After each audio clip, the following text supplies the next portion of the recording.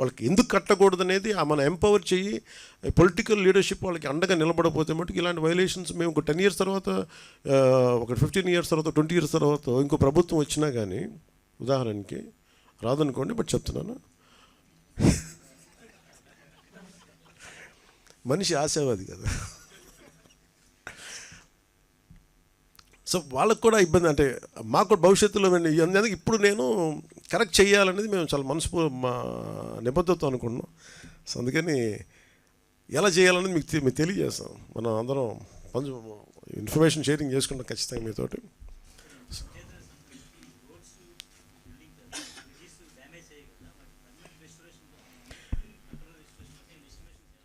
అంటే మనం 92 crores చేసాం సార్.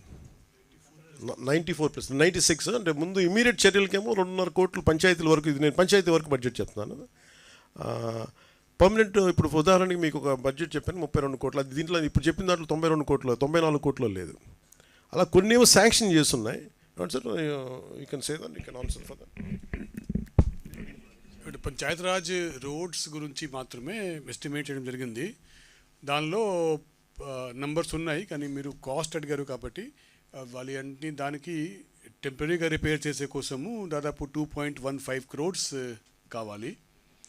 అది దాని తర్వాత పర్మనెంట్ రిపేర్ చేసే కోసము 94 crores కావాలి. రెండు కలిపి 96 crores రూపీస్ కావాలి. మనము ఇప్పటిదాకా మనకు వచ్చిన రిపోర్ట్స్ అండ్ ఎస్టిమేట్స్ మేరకు టెంపరీగా మనము రెస్టోర్ చేసే కోసం కావాల్సిన 2.15 crores డబ్బు రిలీజ్ కోసం వెయిట్ కాకుండా ఎక్కడైనా సాధ్యం ఉందో, depending upon the water level ఎక్కడైనా పర్మిట్ చేస్తూ ఉందో అటువంటి చోట ఆల్రెడీ రెస్టోరేషన్ వర్క్ నడుస్తూ ఉంది.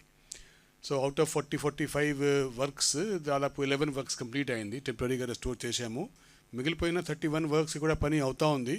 ఒక ఫ్యూ ప్లేసెస్లో wear water level still does not permit any kind of restoration. అది ఈరోజు రేపు మళ్ళీ స్టార్ట్ చేసుకొని ఖచ్చితంగా all these 41 works which have been road works which have got either breached or culverts breach అయింది. అటువంటి వర్క్స్ మాత్రమే టెంపరీగా నెక్స్ట్ 2-3 daysలో 4 daysలో వారం లోపల we will complete the work of restoration temporarily and make them motorable.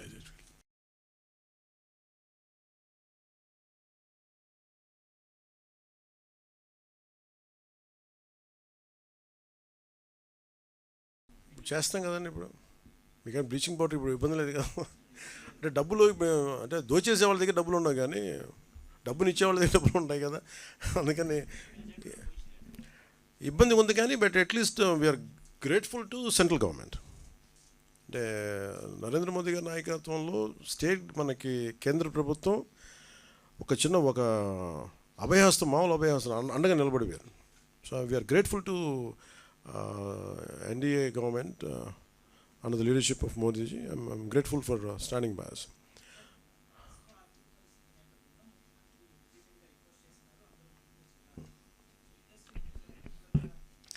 ఒకటి I tell you what is, film industry ఏంటంటే ఇప్పుడు మీరు చూస్తే మీరు డబ్బులే మాట్లాడాలంటే జగన్ గారి దగ్గర ఎక్కువ డబ్బులు ఉంటాయి. ఒక హీరో దగ్గర ఉన్న డబ్బుల కంటే కూడా వాళ్ళ ఒక ఫ్యాక్టరీ తీసుకున్నాం ఫస్ట్ ఉదాహరణకి, సిమెంట్ ఫ్యాక్టరీ, దాని దగ్గర ఎక్కువ డబ్బులు ఉంటాయి. ఫిల్మ్ యాక్టర్స్ ఇవన్నీ ఏంటంటే వాళ్ళ హడావిడి ఎక్కువ, గోల ఎక్కువ.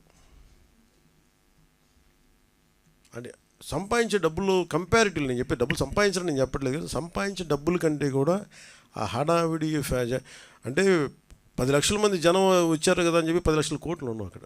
సైలెంట్గా జగన్ గారి దగ్గర ఉండేవాళ్ళ దగ్గర 1 లక్ష కోట్లు ఉండదు. అది తేడా. సో సైలెంట్గా డబ్బులు ఉండేవాళ్ళు చాలామంది ఉన్నారు.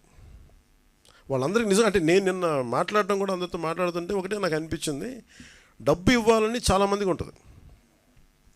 ఇప్పుడు 1,64,000 మంది ఒక పంచాయతీరాజ్ జాయింట్ యాక్షన్ కమిటీ నుంచి వాళ్ళు కూర్చోబెట్టి మేము ఇస్తున్నామంటే డబ్బు ఇవ్వడం, అంటే ఎక్కడో పారదర్శకత ఉంది, మేము ఇస్తాం, ఆ డబ్బు వెళ్తుంది. అది ఒక 10 కోట్లు రేపు పొద్దున్న ఒక కార్పొరేట్ సంస్థ ఇచ్చినా లేదా ఒక వ్యక్తి ఇచ్చినా, అది ఇచ్చే డబ్బు ఆ వ్యక్తికి చేరుద్దు అనుకున్నప్పుడు చాలామంది ఇవ్వడానికి సంసిద్ధంగా ఉన్నారు.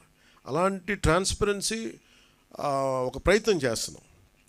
సో దానికి ఎగ్జాంపుల్ నేను ఏం చెప్పానంటే, ముందు ఎఫెక్టెడ్ 400 పంచాయతీల్లోకి నేను నా ఒక పంచాయతీ ₹1,00,000 చొప్పున నేను ఇస్తాను. ఇస్తే అది ఎలా ఖర్చు పెడతారో నేను చూద్దాం. It's a way of donation. అది ఆల్సో పర్సనల్గా నేను కూడా ఇన్వాల్వ్, నా డబ్బు కూడా ఇన్వాల్వ్. అది ఎలా వెళ్తుంది? సపోజ్ నేను పారిశుద్ధ పనులకి ఇది ఇవ్వాలి, లేదంటే ఒక చాలా పనులు ఉంటాయి, చిన్న రోడ్లు కావచ్చు, పారిశుద్ధ బిల్డింగ్లు కావచ్చు, లేదంటే పశువులు చచ్చిపోతే పశువులకి ఎవరన్నా, సపోజ్ నేనేమంటాను, ₹1,00,000 మన ఒక పంచాయతీకి ఇస్తే, ఆ పంచాయతీలు ఉదాహరణకి 220 పశువులు చచ్చిపోయినాయి.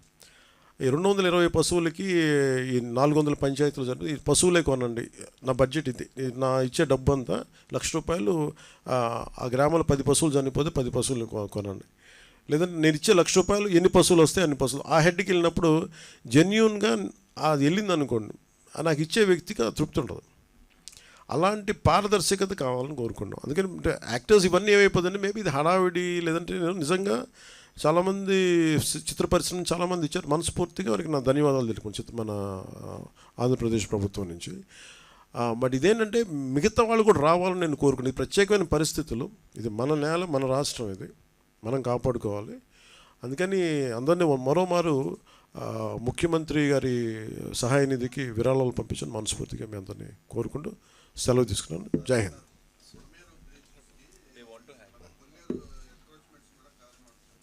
సార్ సార్ మనం ఎన్క్రోచ్మెంట్స్ సార్, ఇది అంటే ఇది నా ఉద్దేశంలో మేబీ ఇది మన అందరం దీని తాలూకు తీవ్రత చూస్తున్నాం కాబట్టి, మీరు జర్నలిస్ట్ సమాజం నుంచి, పత్రికేయ సమాజం నుంచి, you are the pillar of the democracy. మనం మనస్ఫూర్తిగా మనసిప్పి మాట్లాడుకోవాలంటే ఇది కరెక్షన్ వైపు వెళ్ళాలి, తిట్టడానికి కాదు. మీరు కొల్లేరులో మీకు ఇవి లేవా, మీకు ఏమైనా ఎన్క్రోచ్మెంట్స్ లేవంటే ఉన్నాయి. But it becomes a cost issue, it becomes a social issue, it becomes economic issues. అందరినీ మేము సాధించట్లేదు ఇది అనేది, ఇది చాలా ఒక అవగాహన చేసి చేయాలి ఇది. And you have to make them like kind of, okay మేము చేసింది violation, we want to come out of this violation. ఎలా చేయాలి? దానికి ప్రాబ్లం ఏంటి? ప్రత్యామ్నాయ వాళ్ళకి దాని మీద ఆధారపడిపోయినారు. కొల్లేరులో ఎంకరేజ్మెంట్స్ ఉన్నాయి. ప్రత్యామ్నాయ మీకు ఆదాయ మార్గాలు లేపకుండా, మనకి ఇవ్వకుండా చేసేస్తే ఏమైపోతుంది, అది గొడవ అయిపోతుంది. సో దాన్ని ఎలా హ్యాండిల్ చేయాలి? ఎందుకంటే ఒక తేనెతుట్టు లాంటిది, ఎలా ఇలా స్టార్ట్ చేస్తే ఇది మనం బండగా మొండిగా వెళ్ళిపోవచ్చు. బట్ చాలా అర్థవంతంగా ఆలోచన వెళ్ళాలన్నది మా కోరిక.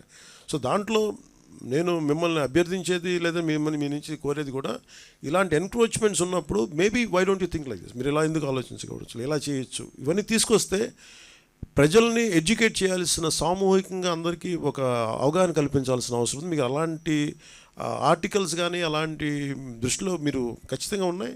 వి agree on that, there is no second thought about it. కానీ దాన్ని ఎలాగా, ఎంత మేరకు సమస్యని గుర్తించడం ఒకటి, సమస్యకి పరిష్కారాన్ని ఎతకడం ఇంకోటి. సో ఇప్పుడు సమస్యని గుర్తించాం, దీని తీవ్రత ఇంత ఉంది, భవిష్యత్తులో ఇలాంటివి రాకుండా ఉండాలి. ఇప్పుడు అంతేందుకు మీకు చాలా సమస్యలు ఉన్నాయి కొల్లేరు. సో వాటికి కూడా ఒక సమస్య పరిష్కారం ఎతకాలి. ఇది ఎందుకంటే మేము అధికారంలోకి వచ్చే కదని చెప్పి మొత్తం మేము కూర్చొని వీ డోంట్ బుల్డోస్. అంటే ఇంకెవరు అర్థవంతంగా ఎవరు సమస్యని వినకుండా లేము, విని దాన్ని సాధ్యమైనంత తక్కువ ఫ్రిక్షన్ తోటి, తక్కువ గొడవలతోటి ఎలా సాధ్యం చేయాలి, ఎలా పరిష్కరించాలనేది మా ఆలోచన విధానం. అలాగే దీనికి సంబంధించి కన్క్లూడింగ్ రిమార్క్స్ మన కృష్ణతేజ గారు ఇస్తారు.